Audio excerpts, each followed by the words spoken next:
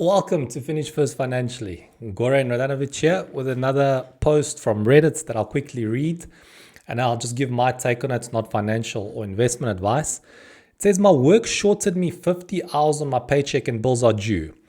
The paycheck was short 50 hours, 11 of those being overtime, and I literally have to pay all my bills. I paid my insurance because I assumed that I got paid all my money until I checked and saw how little was in my account.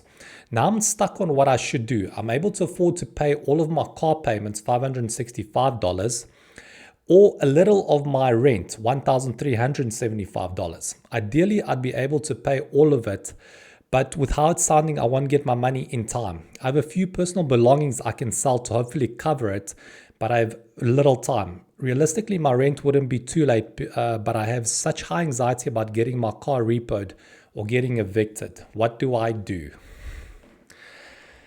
Okay. I think this exposed a bigger problem than being paid short, and I'll get to that. But to address your question first, you're trying to decide now you've got a certain amount of money. Are you going to pay your rent or you're going to pay the car so that doesn't get repoed?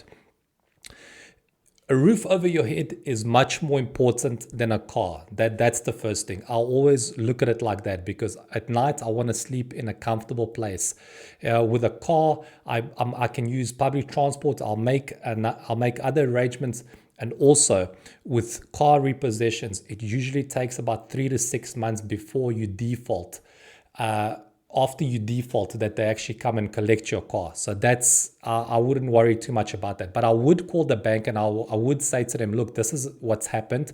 As soon as I get the rest of my money, I will make payments. So at least let them know about it. But I would pay my rent first and then make arrangements with the bank just to let them know. Now, the other thing that I would do before I get to the bigger problem that you've got is that I would immediately go to HR. I would say to them, you guys short paid me.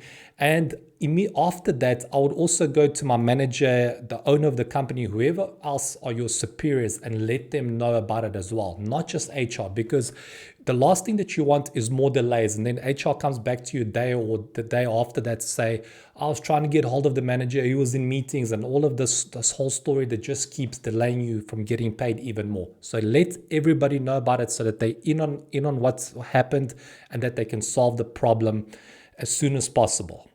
All right, so those are the two things that you're kind of asking about.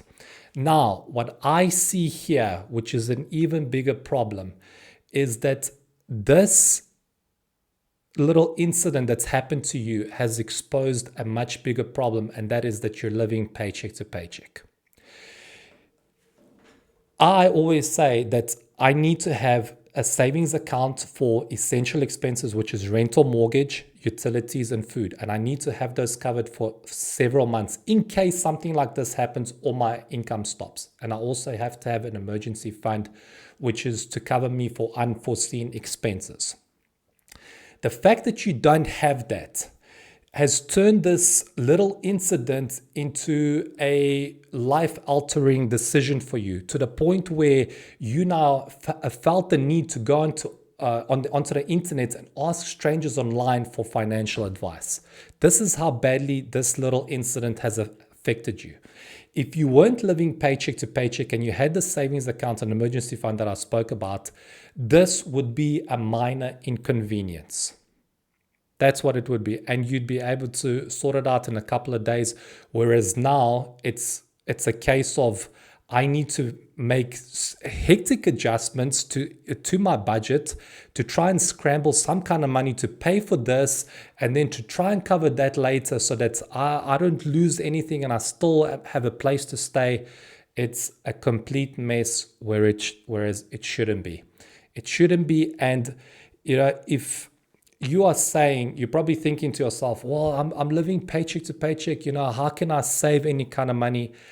We can always save. Everybody, me as well, and everybody else can always eliminate certain expenses that will enable you to save even $100 a month. Obviously, that's the lowest amount. I'm sure you're able to save even more, but I'm just trying to give you an example.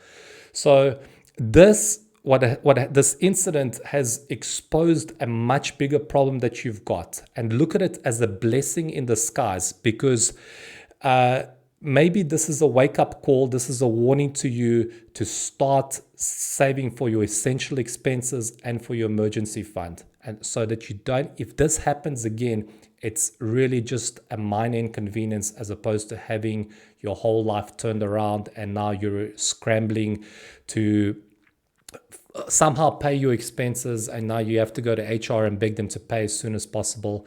That's obviously not the ideal situation to be in, and you don't have to be in this situation ever again if you've got that savings and emergency fund that I spoke about. So start working on that. If you want to know how I did it, how I saved up for my savings account to cover my essential expenses for several months and the emergency fund, you can check out my book, From Homeless to Debtless with Savings. I'll put a link in the description below, and I wish you all the best.